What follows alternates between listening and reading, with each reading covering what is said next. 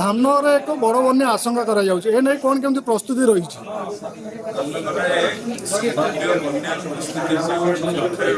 ଆଜି ଜିଲ୍ଲାପାଳ ଏବଂ ସମସ୍ତ ଜିଲ୍ଲାର ବରିଷ୍ଠ ଅଧିକାରୀମାନଙ୍କ ଉପସ୍ଥିତିରେ ଲାଇନ୍ ଡିପାର୍ଟମେଣ୍ଟର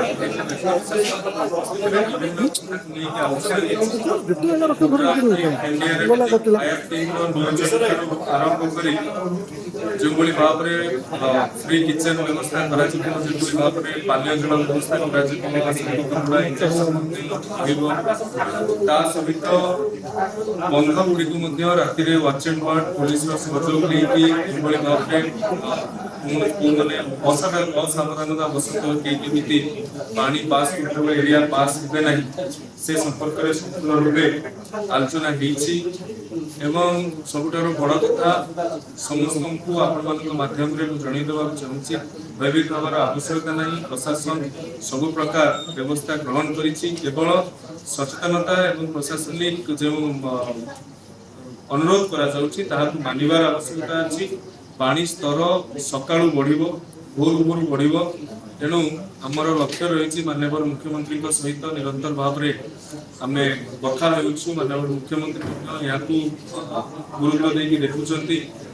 ରାଜସ୍ୱ ବିଭାଗ ଠାରୁ ଆରମ୍ଭ କରି ଅନ୍ୟାନ୍ୟ ଲାଇନ୍ ଡିପାର୍ଟମେଣ୍ଟ ସହିତ ମଧ୍ୟ ଆମେ ନିରନ୍ତର ଭାବରେ କଥା ହେଉଛୁ। ଏକା ସାଙ୍ଗରେ ବୈତରଣୀ ସାଳନ୍ଦୀ ଖୋଲିବା ଯଦିଓ ଚ୍ୟାଲେଞ୍ଜିଂ ସିଚୁଏସନ୍, କିନ୍ତୁ ଆମେ ତାହାକୁ ଠିକ୍ ଭାବରେ ରଣନୀତି ପ୍ରସ୍ତୁତ କଲେ ତାହା ମିଟଅପ୍ ହେଇପାରିବ ବୋଲି ନିଶ୍ଚିତ ଭାବରେ ମୋର ଆଶା ଅଛି। ଜିରୋ କ୍ୟାଜୁଆଲିଟି କି ଆମର ଏକମାତ୍ର ଲକ୍ଷ୍ୟ ଏବଂ ସମସ୍ତଙ୍କୁ ଅନୁରୋଧ କରିବି ଯେଉଁମାନେ ତଳିଆ ଅଞ୍ଚଳରେ ଅଛନ୍ତି ସେମାନେ ଇଭାକୁଏସନ୍ ପ୍ରୋସେସରେ ସରକାରଙ୍କୁ ସହଯୋଗ କରନ୍ତୁ। ଆସନ୍ତା 7 ଦିନ ପର୍ଯ୍ୟନ୍ତ ଧାମନଗର ବ୍ଲକର ଏବଂ ତିହିଡି ବ୍ଲକ ସମସ୍ତ ସରକାରୀ ଅଫିସର ମାନଙ୍କର ଛୁଟିକୁ ବାତିଲ କରାଯାଇଛି।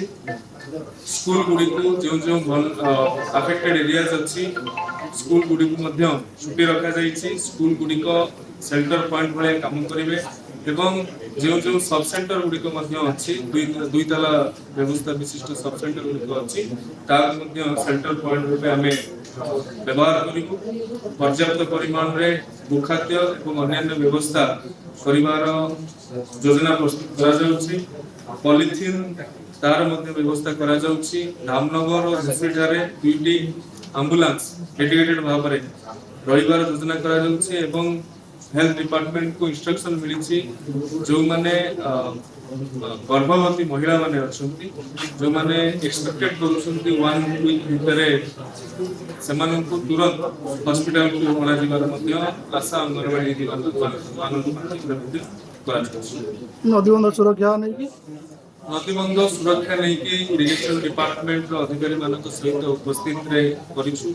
ଇତିମଧ୍ୟରେ ଅନେକ କାମ ଧାମନଗରରେ ହେଇସାରିଛି। ଅନେକ ଭଲନେରେବୁଲ ପଏଣ୍ଟ, ବିପଜ୍ଜନକ ଜରାଜୀର୍ଣ୍ଣ ଅବସ୍ଥାରେ ଥିବା ପଏଣ୍ଟ ଗୁଡ଼ିକର ନିର୍ମାଣ ବିଗତ ଦିନ ମାନଙ୍କରେ ହୋଇସାରିଛି। ତଥାପି ଯେତେବେଳେ ଗୋଟେ ହାଇ ଫ୍ଲଡ୍ ସିଚୁଏସନ୍ ଆସୁଛି 20.6 এই বিপদ সংকেত এক্সপেক্ট আমি করুଛୁ জଳ ସମ୍ପଦ ବିଭାଗ ଦ୍ୱାରା ଯାହା ପ୍ରଦାନ କରାଯାଇଛି। ତେଣୁ ଯେଉଁ ସ୍ଥାନରେ ବି ପାଣିର ଯେଉଁ ବି ସ୍ଥିତି ରହିବ ବା ନଦୀବନ୍ଧ ଯାହା ବିପଜ୍ଜନକ ବୋଲି ଜଣା ପଡ଼ିବ ସେମାନଙ୍କୁ ତୁରନ୍ତ ସେ ଜାଗାରେ ବାଲି ବସ୍ତା ଅନ୍ୟାନ୍ୟ ବ୍ୟବସ୍ଥା ପାଇଁ ମଧ୍ୟ ନିର୍ଦ୍ଦେଶ ଦିଆଯାଉଛି।